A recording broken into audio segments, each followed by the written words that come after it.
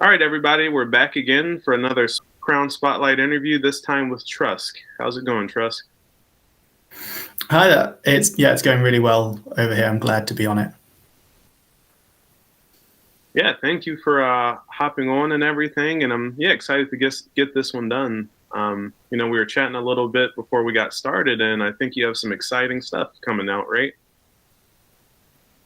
Thanks. Yeah. So a new song of mine is dropping pretty shortly, Power, and it's coming with a video, which is like a highlight reel of a bunch of performances I've done recently, and I'm really excited for everyone to hear it. Okay, yeah, great. I'm excited to be able to include those links in the YouTube video when we drop this, and yeah, that's awesome. Putting the work in. So yeah, I Thank guess you. first things first. Where are you from? Yeah, and what do you do as a music creator?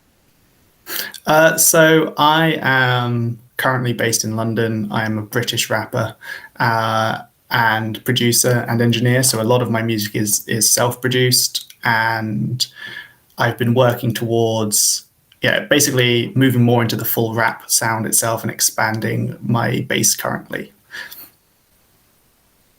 Okay, yeah, gotcha. And so, how did you get into creating music and rapping? Where did that story all begin for you? So I've been doing it for quite a long time now. So I think I've been recording for close to 8 years.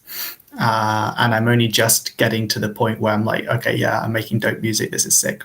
I think I've always really liked music. It's been something I will always have my headphones on whenever I can, listening to stuff. I originally started around when I was 16 or so, where it was just messing around with my brothers, actually, where we would just make songs about our like life and nothing too serious. And then as I got older, I went to university, and there I joined the University Hip Hop Society, and rap for me became almost like therapy, where I started expanding my influences. And at the same time, I properly wrote down a lot of what I was feeling, a lot of anger, a lot of sadness. And at that point, I was like, okay, yeah, this is something which has progressed from messing around with my mates to something I enjoy doing, and I think is healthy for me, and I hope other people enjoy it as well. Okay, gotcha. So I noticed there you said that you kind of started off with your brothers, right? Are they also rappers or music creators now? Uh, Sadly not. My brother, one of them, so he plays the piano, but doesn't really produce. But he now has got into photography and videography, so he is a big part of my music videos. So he edits a bunch of my music videos. Okay, gotcha. Yeah, so are your parents also pretty creative people as well, or is that creative bug My just mum's kind an of artist. in the brothers and the kids?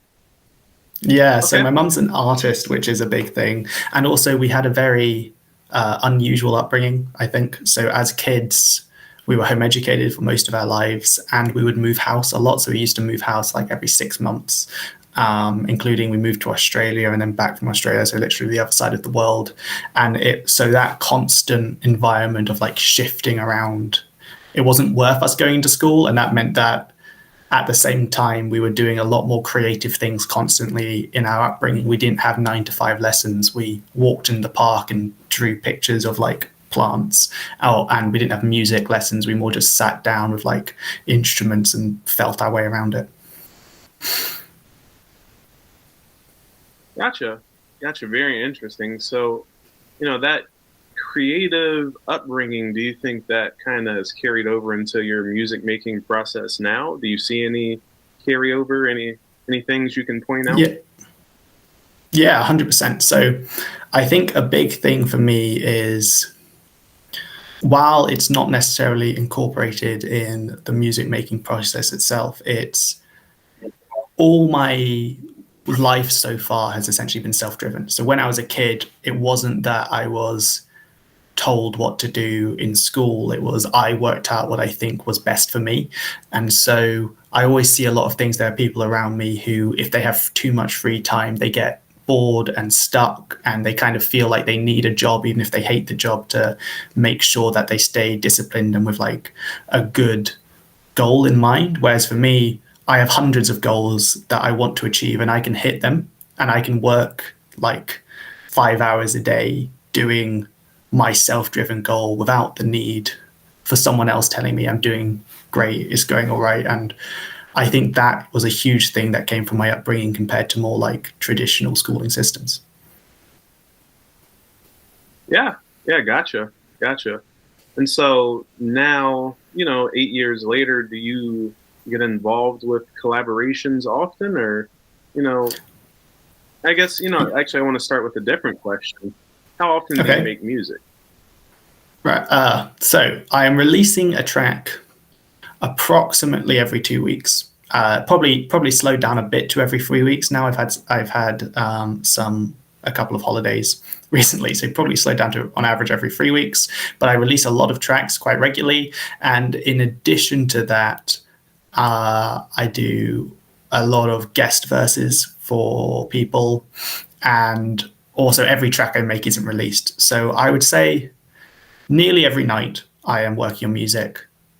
And I would say on average, I'm spending maybe 15 to 20 hours a week in addition to my full-time unrelated job, making music probably. Yeah. Wow. Gotcha. Yeah. So you're definitely dedicated and into it. So, out of that 15, 20 hours, how much of that time would you say is spent collaborating with others? It varies quite a lot, I think, is a big thing. So recently it's been a lot of my time. I've had a few guest verses drop recently, which I'm really happy with. I've had there's this great Polish artist called Davin, who I've got a new track out with him, which dropped 2 weeks ago. And then another artist, Lil Peb, who I've got a new track out. Actually, no, that was 2 weeks ago. The Davin one was last week. And I've also got, I think, 5 other guest verses are lined up and already recorded and ready to go, which hopefully will be distributed sometime over the next couple of months. But sometimes I go like 4 months without really doing anything, and I'm just really focusing on my own song. So right now it's quite collaborative focused. I think on average, though, it's about maybe like 10 hours is my own song, and then I'd make a guest verse, which takes me a few hours, and that would be one evening or one afternoon in the week or the weekend. Yeah, gotcha. And so I noticed that you mentioned, I think it was it David? He's in a different country. So how did you, how did you meet him or her, and how do you, connect with the people that you usually work with? So a big part of it is, I think, online forums. Like, for example, there's a hip hop Reddit and RapPad are 2 big ones where you have a lot of other rappers who are starting out, and there's often a good network and a community there of people who are like, hey, I like your music, can you hop on? I think another thing is, generally as a European rapper, you're like, I feel like with a lot of American listeners and consumers, they're quite used to hearing American vocalists, whereas often in more European areas or other parts of the world, European is just my reference point because I live there, you're more used to hearing a lot of different like voices and languages. So some of my closest collaborators / biggest fans often come from like I've got this good friend in India who I'm releasing a track with, and he's Indian, where they're used to hearing that like different vocal tones. And then so you hear a dope person, it doesn't matter if he sounds completely different to you or speaking a different language, you recognize it, and that feels like a really good jumping off point. Yeah, gotcha. And so, whether it be RapPad or the hip hop Reddit, if someone messages you like, hey, Trusc, can we do a song together? What's your process from there? Like, how do you decide whether you want to work with someone or not? I think the big thing is like, do I like their music? Like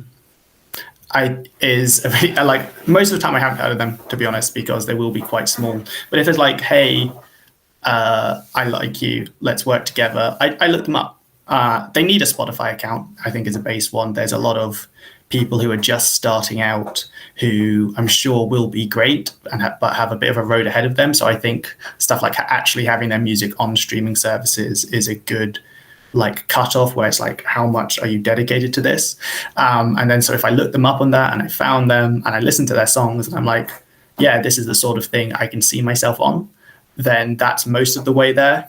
I think depending on how dope they are, like some people are quite dope and they'll pay me and that's cool. I've paid for a guest verse and that's all very welcome, but I still have to like their songs. And other people are like, now these people have entered my playlists fully and I like them and we might trade verses. So I'll give them a guest verse and down the line, they'll give me a guest verse back.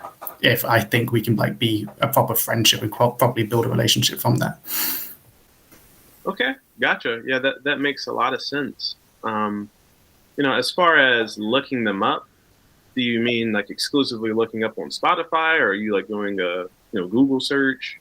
How do you usually search for people if you're trying to figure out, do I like their music? Do I want to work with them? Yeah, it's mostly a lookup on. I think the biggest thing for me is their music. It's like, do I like their music? And the other thing is, if they hit me up on Instagram, where I think most people hit me up nowadays, it will be like they'll say they might have found me on a forum, but then they'll like ask for my Insta and then they'll message me on that. I think is the most common way. And then I'll look at their Instagram page. I think that's a big one. And so I can scroll through them. And honestly, from someone's Instagram page, you get a pretty good, if not judge of their character, but a judge of who they want to be. And so, and there you can see it's like, okay, yeah, this person has the vibe of an artist, or if this person is just like messing around. If they are just messing around, that's absolutely fine. And like I started off messing around, but right now I wouldn't like to work with people who consider themselves serious artists.